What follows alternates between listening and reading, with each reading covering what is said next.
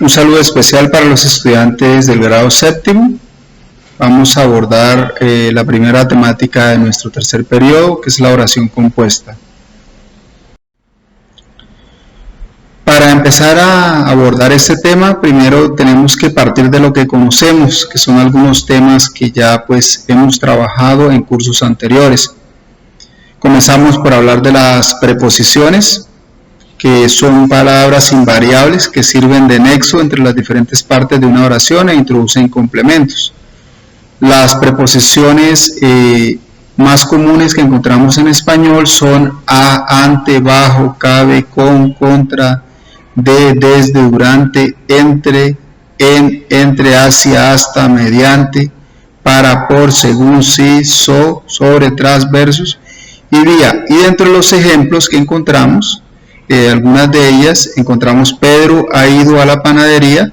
La preposición aquí sería a, y ella vive cerca de Málaga. Cerca de sería la preposición. Asimismo, las conjunciones también, las cuales funcionan como nexos para unir palabras u oraciones. Las principales conjunciones son las copulativas, entre las cuales encontramos i, en, i. Y el ejemplo que encontramos ahí es yo tengo un gato y el vecino tiene un perro. También encontramos las adversativas, que son pero, aunque, al contrario, en cambio, sin embargo, a pesar de. Y el ejemplo, el hotel no era tan lujoso como lo había descrito, al contrario, estaba en malas condiciones. También encontramos las conjunciones disyuntivas o, u, o bien. El ejemplo que tenemos aquí es: pueden elegir el servicio de media pensión o bien el de pensión completa. Y finalmente están las explicativas, o sea, aquí encontramos o sea, es decir, y estos. También encontramos conjunciones subordinantes, entre las cuales, estas unen dos oraciones que son subordinadas. Nos vamos a dar cuenta que estas van a ser muy fundamentales cuando hablamos de oraciones compuestas. Estas son causales, porque, dado que, ya que, debido a que, puesto que. Y el ejemplo es: estoy contento porque hoy es mi cumpleaños. Hay también unas condicionales que son sí, si no, a condición de que, a menos de que, en caso de que, con tal de que, siempre que. Y el ejemplo es: el jueves iremos al parque a menos que llueva. Concesivas: aún, cuando, a pesar de, aún así, por más que, así. Y el ejemplo: aunque te quejes, seguiremos con lo planeado. Hay unas también que son consecutivas: así que, de modo que, de forma que, entonces, por eso, por consiguiente, de ahí que, por ende. Y el ejemplo es: si estás seguro de tus objetivos, entonces debes esforzarte por alcanzarlos. Finales: para qué, a fin de que. Quiero estudiar una maestría para acceder a un mejor trabajo. Está también la de modales, como, tal como, según que, no me trates como si fuera un niño. Y las temporales: antes de que, apenas de, después de que, tan pronto como, cuando, siempre que, hasta que. También tenemos que recordar los pronombres. ¿Qué son los pronombres? ¿Sí? Los pronombres, entre los pronombres encontramos los pronombres personales, que reemplazan al sujeto o persona de la oración, mientras que los pronombres posesivos nos hablan de a quién le pertenece algún objeto dentro de la oración. En este cuadro que tenemos acá vamos a reconocer, por ejemplo, los pronombres personales que tenemos. Recuerden que los pronombres tienen número, ¿no? Son singular, plural. Entonces, la primera persona personal pronombre personal es yo, y posesivos mío y mía. Y en la segunda persona el personal es tú, y posesivo tuyo o tuya. En la tercera persona encontramos él y ella, ¿sí?, en los personales, y suyo o suya en los posesivos.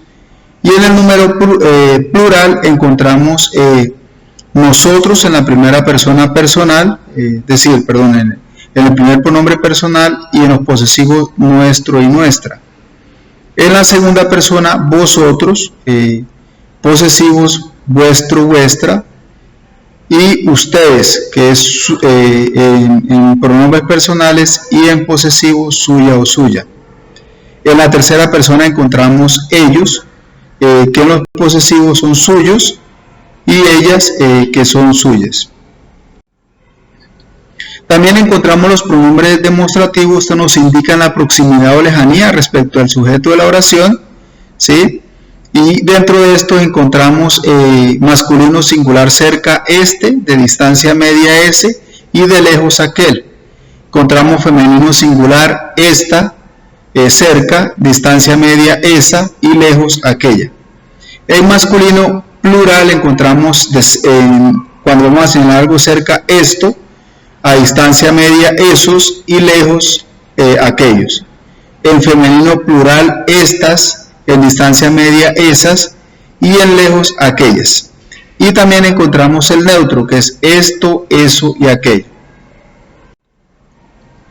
Ahora sí vamos a hablar de lo que tiene que ver con las oraciones compuestas. Una oración es compuesta cuando está constituida por la unión de dos oraciones simples mediante un conector. Estas pueden tener más de un sujeto, verbo, predicado. Cuando nos encontramos en una oración que esta tiene más de dos verbos, más de dos predicados, incluso más de dos sujetos, se le puede llamar oración compuesta, porque está formada por dos oraciones simples, ¿sí? Dentro de ellas tenemos unos tipos de oraciones compuestas. Entonces, las oraciones compuestas coordinadas unen dos o más oraciones independientes por medio de conjunciones.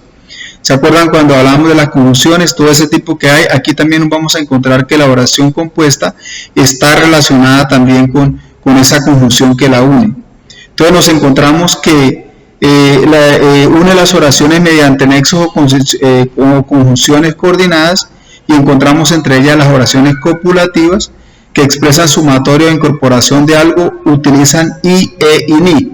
El ejemplo que encontramos aquí son: los estudiantes estaban sorprendidos y no hicieron nada. Disyuntiva, dan opciones a elegir, utilizan la o y la u. Jugamos en el comedor o la sala es el ejemplo. También encontramos adversativas, expresan oposición o confrontación, utilizan pero, sin embargo, no obstante, más, si no. Y el ejemplo es: quería ir a la ceremonia pero no tengo transporte.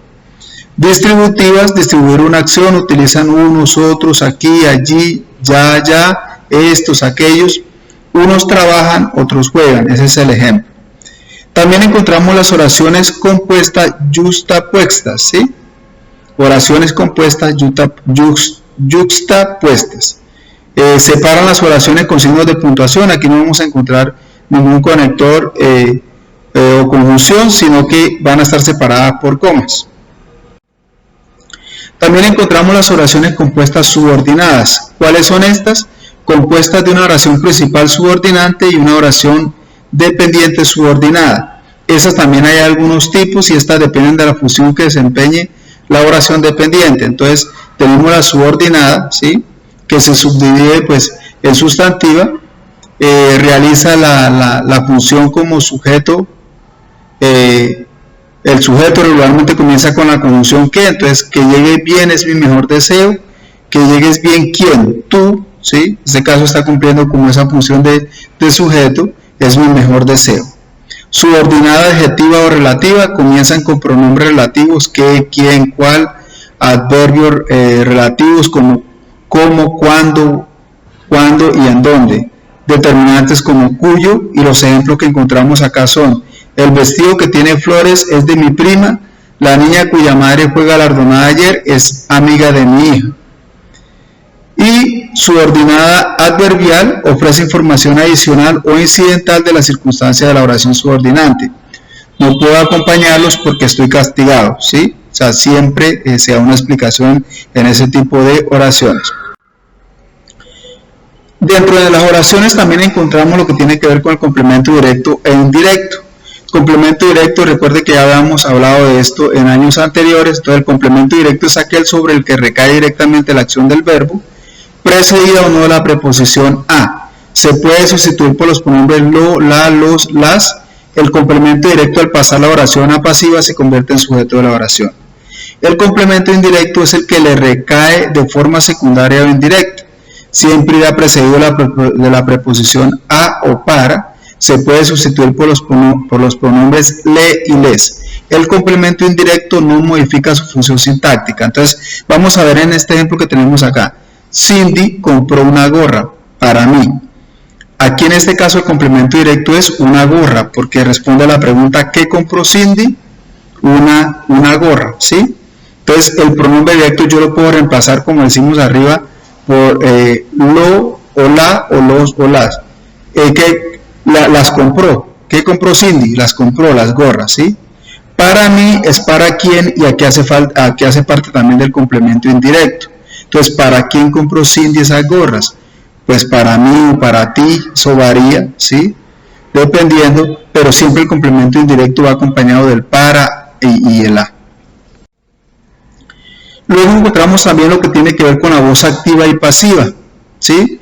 En las oraciones podemos encontrar verbos en voz activa, el sujeto realiza directamente la acción, o en voz pasiva el sujeto recibe la acción. Tenemos un ejemplo: en voz activa yo amo, en voz pasiva sería yo soy amado. Y encontramos en este cuadrito cómo pasamos de voz activa un verbo a voz pasiva. Entonces encontramos María compra los libros. Esa acción la hace específicamente el sujeto.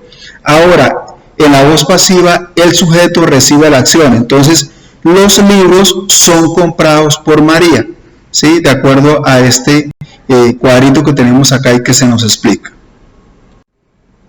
Ahora sí, vamos a poner en práctica lo aprendido.